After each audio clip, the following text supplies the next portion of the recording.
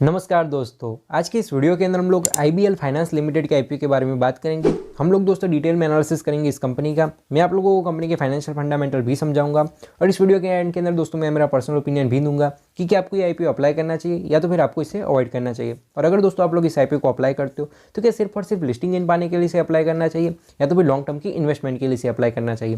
तो चलिए दोस्तों बिना उद्गय शुरू करते हैं आज के इस वीडियो को। और इसी तरीके के वीडियोस को टाइम पर पाने के लिए चैनल को सब्सक्राइब करके ऑल की नोटिफिकेशन बेल ऑन करना ना भूलें। दोस्तों अगर हम लोग बात करें यहाँ पर कंपनी की, तो कंपनी इनकॉर्पोरेट हुई थी 2017 के अंदर। अगर दोस्तों मैं आप लोगों को आसान भाषा के अंदर इनका बिजनेस समझाऊँ तो मेनली ये लोग यहाँ पर एक डिजिटल प्लेटफॉर्म है, ये एक फिनटेक कंपनी है जिसके तहत दोस्तों ये लोगों को ऑनलाइन यहाँ पर लॉन्च वगैरह प्रोवाइड कराते हैं। जिसके अंदर दोस्तों क्या होता है कि जैसे आप लोगों ने यहाँ पर नाम सुना होगा, जो अश्मीर ग्रोवर है उनकी बहुत ही पॉपुलर ऐप है 12% क्लब। तो उसी तरीके से ये लोग भी यहाँ पर ऑनलाइन जो है यहाँ पर लोन वगैरह देते हैं। प्लस इसी सेक्टर के अंदर यहाँ पर मनी भी आ जाता है, दूसरे इस तरीके के कई प्लेयर आ जाते हैं। तो ये जो कंपनी है इन लोगों का मेन बिजनेस यही है कि भी आप इनके ऑनलाइन एप्लीकेशन के ऊपर जाओ, आप यहाँ पर अपनी जितने भी पैसे की लोन की रिक्वायरमेंट है आप बस उसे यहाँ पर अपना फॉर्म भर दो और कंपनी आपको उसके अगेंस्ट में लोन देगी और इसके ऊपर जो भी इंटरेस्ट होगा उसके अंदर यहाँ पर कंपनी का प्रॉफिट होगा। तो नो डाउट कंपनी का बिजनेस मॉडल भी अच्छा है। और दोस्तों आपको यहाँ पर कोई भी कन्फ्यूजन ना हो इसलिए मैंने एक बार इन लोगों की एप्लीकेशन को भी यहाँ पर डाउनलोड करके और सारी चीज़ें चेक करी थी। इन लोगों का जो कुछ प्ले स्टोर के ऊपर रेटिंग है वो 3.8 का है, स्टार का है। तो रेटिंग कुछ खास नहीं है। एप्लीकेशन के डाउनलोड कुछ 10 लाख जितने कंपनी के पास में यूजर्स हैं, तो वो एक अच्छी चीज़ यहाँ पर हो जाती है। प्लस कंपनी का यहाँ पर जो एप्लीकेशन का जो यहाँ पर यूज़र इंटरफेस है वो भी कुछ खास नहीं है। प्लस यहाँ पर जो यहाँ पर कंपनी छोटी है, प्लस इन लोगों के पास में इतनी कुछ ज़्यादा कुछ टेक्नोलॉजी भी नहीं है।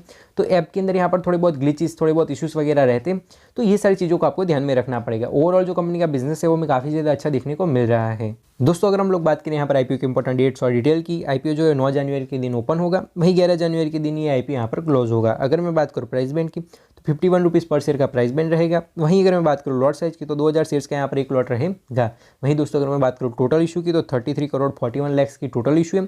तो आईपीओ का जो साइज़ है वो यहाँ पर थोड़ा सा बड़ा है, क्योंकि यहाँ पर जो आप लोग समझ सकते हो कि दूसरे जो यहाँ पर ऐसे में आईपीओ होते हैं तो कंपेरेटिवली साइज थोड़ा सा यहाँ पर बड़ा है। लेकिन जितना इशू है वो सारा का सारा यहाँ पर फ्रेश इशू है।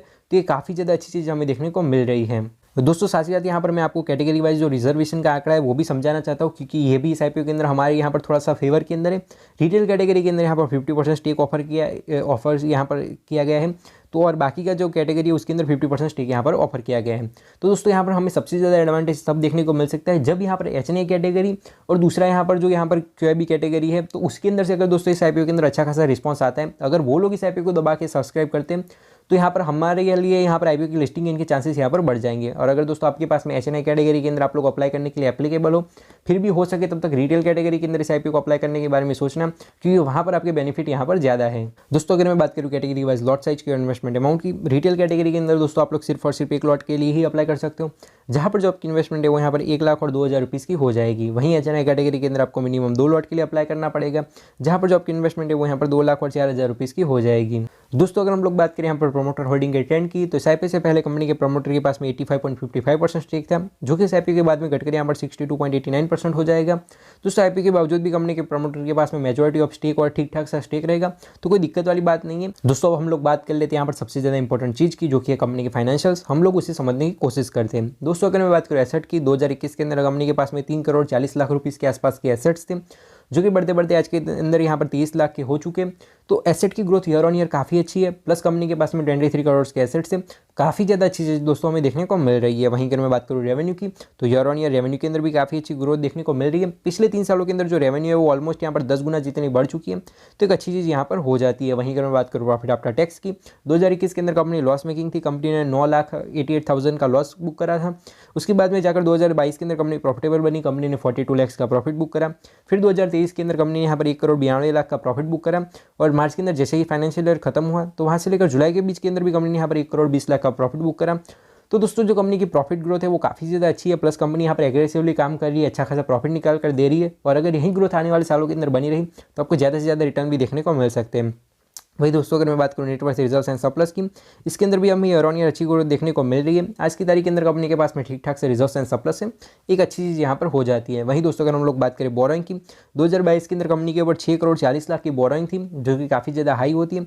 लेकिन फिर इन लोगों ने अपनी बोरोइंग को धीरे धीरे कम किया। 2023 के अंदर कंपनी की बोरोइंग यहाँ पर 9 लाख की हो गई, और आज की तारीख के अंदर करंट सिचुएशन के अंदर कंपनी की जो बोरोइंग है वो यहाँ पर 7.5 लाख की है। तो एक अच्छी चीज़ दोस्तों यहाँ पर ये हो जाती है कि कंपनी के ऊपर डेट का बर्डन नहीं है। प्लस ये लोग आईपीओ के जरिए जितना भी पैसा रेस कर रहे हैं तो उसमें से ये लोग अपने पैसे का इस्तेमाल जो है वो यहाँ पर कंपनी के बिजनेस के अंदर करेंगे और आने वाले सालों के अंदर हमें धीरे धीरे इनके प्रॉफिट के अंदर भी काफ़ी ज़्यादा ग्रोथ देखने को मिल सकती है। दोस्तों अगर हम लोग बात करें यहाँ पर की परफॉर्मेंस इंडिकेटर की, तो यहाँ पर कंपनी का जो ROE यानी कि रिटर्न ऑन इक्विटी है वो हमें यहाँ पर 9.41% का देखने को मिल रहा है। वही जो कंपनी का रिटर्न ऑन कैपिटल एम्प्लॉयड यानी कि ROCE है वो हमें 18.88% का देखने को मिल रहा है। तो ROCE जो है वो काफ़ी ज़्यादा अच्छा है दोस्तों। कंपनी जो पैसा अपने धंधे के अंदर लगा रही है उसके ऊपर काफ़ी ज़्यादा अच्छे रिटर्न्स लाकर दे रही है। और जो ROE है वो थोड़ा सा कम है, लेकिन दोस्तों उसकी कोई भी दिक्कत नहीं है। अगर आप लोगों ने मेरे पुराने वीडियोस देखे होंगे तो दोस्तों हर किसी IPO या मैं किसी भी कंपनी की बात करता हूँ तभी मैं ROE को इतना ज़्यादा ध्यान के अंदर नहीं लेता हूँ, क्योंकि दोस्तों इक्विटी के अगेंस्ट के अंदर दोस्तों ये लोग थोड़ा बहुत कम रिटर्न लेकर आएंगे, चलेगा, कोई दिक्कत नहीं है। लेकिन ये लोग जो पैसा अपने धंधे के अंदर लगा रहे हैं अगर उसके ऊपर कम रिटर्न लेकर आएंगे तो फिर उसका कोई मतलब नहीं है, क्योंकि अगर जो इन लोगों ने पैसा अपने धंधे के अंदर लगाया तो उसके अंदर शायद थोड़ा बहुत डेट भी दिया हो तो कुछ भी हो, लेकिन ROCE जो है वो हमें हमेशा थोड़ा सा यहाँ पर ज़्यादा हो तो वो अच्छा यहाँ पर रहता है और कंपनी का ROCE हमें काफ़ी ज़्यादा अच्छा देखने को मिल रहा है। वहीं दोस्तों अगर मैं बात करूँ डेट टू इक्विटी रेशियो की, तो 0 का कंपनी का यहाँ पर डेट टू इक्विटी रेशियो है। मतलब कि दोस्तों कंपनी के ऊपर यहाँ पर बिल्कुल ना के बराबर में डेट है। आप लोग मानकर चलिए कि भी कंपनी के ऊपर 0 डेट है तो ये काफ़ी ज़्यादा अच्छी चीज़ यहाँ पर हो जाती है, क्योंकि दोस्तों यहाँ पर जो स्मॉल कैप कंपनियाँ होती है, माइक्रो कैप कंपनियाँ होती है या छोटे छोटे स्टार्टअप होते हैं, तो दोस्तों इन लोगों का सबसे बड़ा प्रॉब्लम और सबसे ज़्यादा बड़ा नेगेटिव पॉइंट यही होता है कि इन लोगों के ऊपर डेट काफ़ी ज़्यादा हाई होता है और उसके चलते दोस्तों वो लोग यहाँ पर डेट के रीपेमेंट के चक्कर के अंदर या उसके इंटरेस्ट वगैरह पे करने में यहाँ पर कंपनियाँ जो है उनका दिवालिया निकल जाता है, कंपनियाँ यहाँ पर बंद हो जाती है। तो एक अच्छी चीज़ यहाँ पर ये है, इन लोगों का जो अर्निंग पर शेयर है वो हमें ₹1.15 का देखने को मिल रहा है, तो ये भी काफ़ी ज़्यादा अच्छा यहाँ पर हो जाता है। वहीं अगर मैं बात करूँ रिटर्न ऑन नेटवर्थ की, तो 9.41 की इन लोगों के रिटर्न ऑन नेटवर्थ है, तो ये भी दोस्तों हमें काफ़ी ज़्यादा अच्छी देखने को मिल रही है। वहीं दोस्तों अगर बात करी जाए इनके पीयर कंपैरिजन की, तो यहाँ पर इनके पीयर की कुछ कंपनियाँ दी गई है। अगर मैं आपको पी रेशियो वाइज समझाऊँ तो इन लोगों का जो पी रेशियो हमें यहाँ पर 44 का देखने को मिल रहा है। बाकी जो सेक्टर का एवरेज पी दोस्तों अगर हम लोग निकालें तो कुछ 30 या 35 के आसपास में सेक्टर के एवरेज पी निकल रहा है। तो नो डाउट सेक्टर की कंपेरेटिवली कंपनी थोड़ी सी यहाँ पर ओवर वैल्यूड आ रही है, लेकिन दोस्तों सारा का सारा फ्रेश इशू है, कंपनी के फाइनेंशियल फंडामेंटल भी अच्छे हैं, तो नो डाउट मार्केट शायद इस IPO को थोड़ा बहुत और अच्छी तरीके से पॉजिटिवली ले सकते हैं और आपको अच्छे खासे लिस्टिंग इन भी देखने को मिल सकते हैं। तो दोस्तों थोड़ा बहुत ओवर वैल्यूड है, लेकिन कोई दिक्कत वाली बात यहाँ पर नहीं है। वहीं अगर मैं बात करें लोगों के रिटर्न ऑन नेटवर्थ की, वो 9% का है और कंपेरेटिवली जो सेक्टर का ओवरऑल रिटर्न ऑन नेटवर्थ है वो हमें थोड़ा सा ज़्यादा देखने को मिल रहा है। दोस्तों अगर हम लोग बात करें यहाँ पर ऑब्जेक्ट्स ऑफ द इशू की, तो इन लोगों ने यहाँ पर थोड़ा बहुत घुमा फिरा के लिखा हुआ है, लेकिन अगर मैं आपको आसान भाषा के अंदर समझाऊँ तो भाई इन लोगों को वर्किंग कैपिटल की रिक्वायरमेंट है। ये लोग यहाँ पर ये बता रहे कि फ्यूचर बिजनेस की ग्रोथ के लिए और थोड़ा बहुत दूसरे ये लोग स्ट्रेटेजिक इन्वेस्टमेंट वगैरह करना चाह रहे हैं, वो जो कुछ भी है वो कंपनी के मैनेजमेंट के हाथ के अंदर है। लेकिन हमारे लिए यहाँ पर समझने वाली बात यही है कि भाई कंपनी को चलाने के लिए और कंपनी के फ्यूचर ग्रोथ के लिए ये लोग यहाँ पर IPO लेकर आए हैं, तो IPO के रीज़न भी हमें काफ़ी ज़्यादा अच्छा देखने को मिल रहा है। तो दोस्तों हम लोगों ने यहाँ पर डिटेल में एनालिसिस करा IBL फाइनेंस लिमिटेड के IPO का। दोस्तों इन लोगों की अगर मैं बात करूँ ग्रे मार्केट प्रीमियम की यानी कि GMP की, तो दोस्तों आज की तारीख के अंदर इस IPO का कोई भी ग्रे मार्केट प्रीमियम नहीं है, क्योंकि IPO को ओपन होने में काफ़ी दिन बाकी है। लेकिन दोस्तों अगर आपको आखिरी दिन आते आते अच्छा खासा ग्रे मार्केट प्रीमियम देखने को मिलता है, अच्छा खासा GMP देखने को मिलता है, प्लस अगर इसके अंदर अच्छा खासा सब्सक्रिप्शन आता है, तो आप लोग लिस्टिंग इन के लिए इस IPO को अप्लाई करने के बारे में सोच सकते हो। साथ ही साथ दोस्तों यहाँ पर एक बात मैं आपको ये भी समझा दूँ कि भाई रिटेल कैटेगरी के अंदर ज़्यादा स्टिक ऑफर किया गया है, तो आपकी रिटेल कैटेगरी के अंदर IPO लगने के भी चांसेस ज़्यादा हो जाते हैं।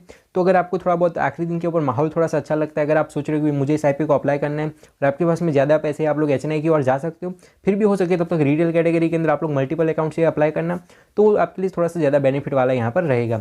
वहीं दोस्तों अगर बात की जाए कंपनी के लॉन्ग टर्म विजन की, तो दोस्तों लॉन्ग टर्म के लिए आपको यहाँ पर थोड़ा सा सीरियस होना पड़ेगा। कंपनी के फाइनेंशियल फंडामेंटल नो डाउट अच्छे, कंपनी का परफॉर्मेंस भी नो डाउट काफ़ी ज़्यादा अच्छा है, लेकिन इन लोगों का जो ग्राउंड लेवल का इन लोगों का जो प्रोडक्ट है, जो इन लोगों की एप्लीकेशन है, जिसके थ्रू इन लोगों को अपने कस्टमर को लाना है और उन्हीं कस्टमर के पास से प्रॉफिट बनाना है, तो उस एप्लीकेशन के अंदर थोड़े से यहाँ पर इश्यूज हैं, तो आपको वो भी यहाँ पर समझना पड़ेगा। बाकी लॉन्ग टर्म के लिए भी कोई दिक्कत वाली बात नहीं है। अगर आपका विजन यहाँ पर 7 साल 8 साल का है, तो आप लोग लॉन्ग टर्म का विजन यहाँ पर रख सकते हो। तो बस ये कुछ बातें थी जो मुझे इस वीडियो के अंदर रखनी थी। आई होप कि आपके सारे के सारे डाउट्स क्लियर हो गए होंगे। मैं मिलता आपको ऐसे वीडियोज़ के साथ, तब तक के लिए बाय बाय, जय हिंद, वंदे मातरम।